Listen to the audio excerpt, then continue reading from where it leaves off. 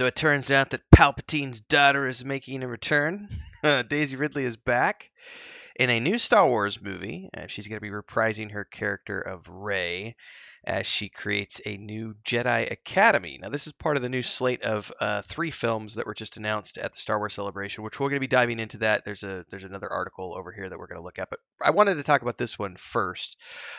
So this one said it's going to be more than a decade after the events of the last Skywalker trilogy, and it says this new post-Episode 9 Star Wars film will be set in an unexplored era called the New Jedi Order, and Rey is going to be tasked with rebuilding the all but extinct Jedi.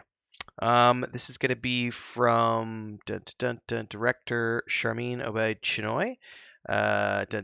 Based on a script from Stephen Knight, who came over from the Peaky Blinders, and said details are scant on this right now, but it says it's just about her establishing a new Jedi Order and training a group of fresh recruits for the film. They don't have a release date or any additional casting beyond Daisy Ridley. Notable about this is that very recently they had a sit down with John Boyega, who literally they asked him, "Would you ever come back?" And he's like, "Disney Plus." Basically, he said, "Hell no." Like, he feels so used from his experience on the Star Wars films. I think what they pitched him with his character of Finn was so different that ultimately what came across on the screen that it just jaded him to the point where he's like, "Yeah, I'm not ever going back." But famously, Harrison Ford also said he would never come back either. And when they offered him oodles and oodles and oodles and oodles and oodles and oodles of money many decades later, he was like, "Oh yeah," because people's opinions do change. Money doesn't hurt, but people's opinions do change over the years. And yeah, so I think she did fine. I have nothing against a lot of people didn't like the Disney Skywalker films. They were what they were. I always say there's no such thing as bad Star Wars. There's just Star Wars, and I love all Star Wars equally. There's just some Star Wars is better than other Star Wars, and that was those films were not some of my favorite Star Wars, but they were still fun. My nephew, as an example, loves them. Like Last Jedi is like his favorite movie of all time, and you can't discredit kids because they're young. Like if they have passion for something, that's a valid feeling, a valid emotion that's tied to something that they know and love. So you got to give credit where credit is due. But this is part of a slate of 3 different films that were announced at the Star Wars Celebration today. Now I'm always a little leery of the announcements that they make regarding upcoming films because many of them have been announced and shelved.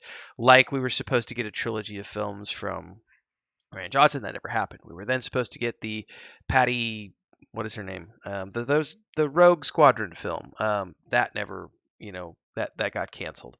So there have already been, I would argue, half a dozen Star Wars films that have been announced and never came to fruition. They were thrown away, like they never made it past the script stage, whatever the case would be. So this announcement is kind of like, I will wait and see. But I also know that this is the first announcement now that Bob Iger, is it Iger, is back in charge of things, and he doesn't appear to be someone who, I don't know. They're making a lot of cuts and they're being very cautious in what they're announcing and what they're producing. So I think we're probably safe with these 3, but it's newsworthy, so we'll talk about it here. It says these 3 new Star Wars films are going to be exploring very different time periods from directors James Mangold, Dave Filoni, and Charmin Obaid-Chinoy, who already mentioned. Now, the move to have Dave Filoni produce a live-action Star Wars film is massive. This guy has single-handedly created some of the best known and most beloved Star Wars characters outside of the ones that George Lucas created. Filoni obviously behind Clone Wars, behind Rebels, and he has been behind the scenes co-creating everything to do with the current Disney era Star Wars stuff: Mandalorian, Boba Fett, Ahsoka, that trailer, oh my god, Skeleton Crew, all these other things. Like, he is a big part of this. So the fact that they're finally giving him a live action film speaks volumes in my mind of where they're going with the franchise as it moves forward. It says after a myriad of false starts, Star Wars theatrical movies appear to have a new dawn. We'll see.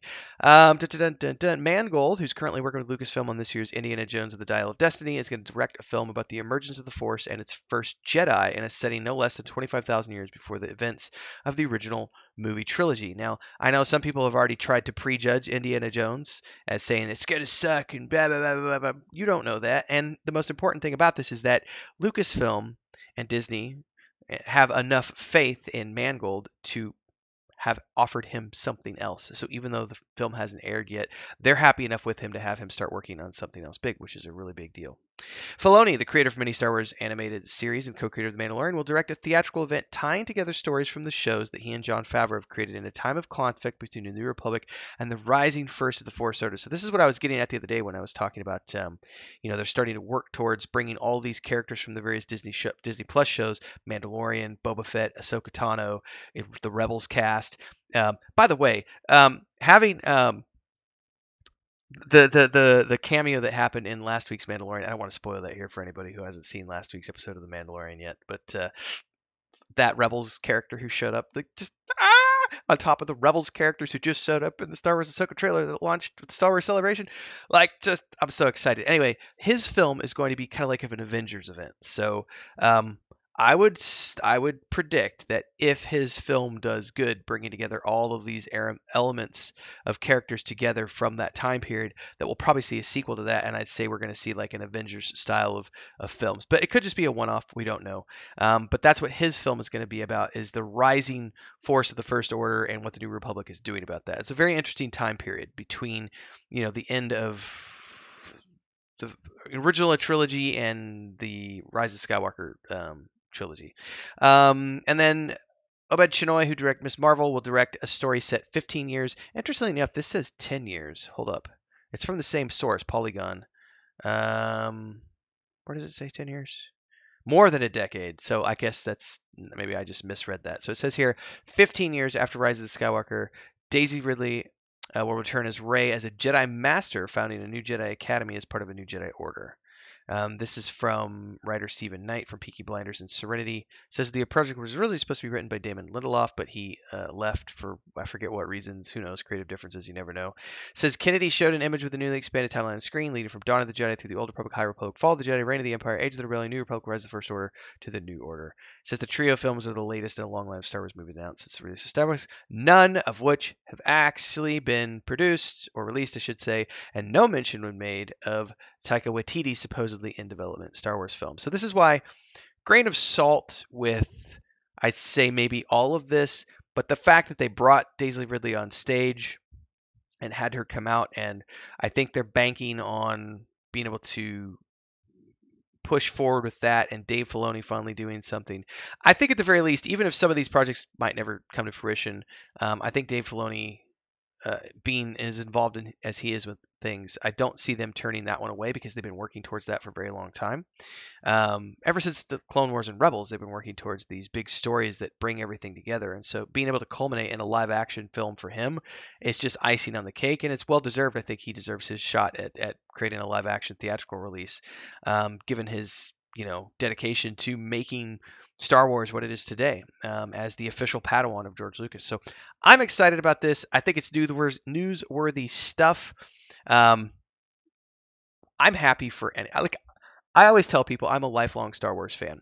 There have been like here's a good example. A lot of people like to shit all over the Disney Plus and Disney era Star Wars. A lot of people forget that George Lucas produced some really bad Star Wars too, like the first the first holiday special. Oh, the Ewok films. Have you never watched the Ewok films? Like as a child, I was like, oh my god, these are great. As an adult, I watched those and went, ooh, those are. They have a space on the shelf. They have a space in my heart. They are not things that I necessarily want to rewatch over and over and over. I feel the same way about the Disney era Skywalker saga films. They're not the worst thing I've ever seen. They have a space on my shelf. My nephew thinks that The Last Jedi is the best thing since sliced bread, and I'm allowed to give that to him. And I will always have those on the shelf as part of the Star Wars experience. But not everything that Star Wars does is something that I'm going to go back and rewatch over and over and over and over. And I'm fine with that because as a lifelong fan, I'm going to love Star Wars, all Star Wars, until I'm dead and in the grave. You can't take that away from me. Speaking of Serenity, which I know was mentioned earlier, you can't take the sky from me. You can't. You cannot take my enjoyment of Star Wars away from me. So if you want to be a bitchy little troll and complain about what you don't like and how Kathleen Kennedy's the enemy and nah, nah, nah, nah, nah, Star Wars is woke and Disney's woke, get the mac out of here. I don't care what you have to say because I'm going to celebrate all things Star Wars, including a new Rey Skywalker, Rey Palpatine um, film. which may or may not be good. We don't know yet. We won't know until it comes out. So that's the news. Take it or leave it. May the force be with you. Until next time, don't forget to like, subscribe, hit the bell icon. Support if you can. Super chats, super thanks, memberships, Patreon page, Discord's down below. See everybody in the next one.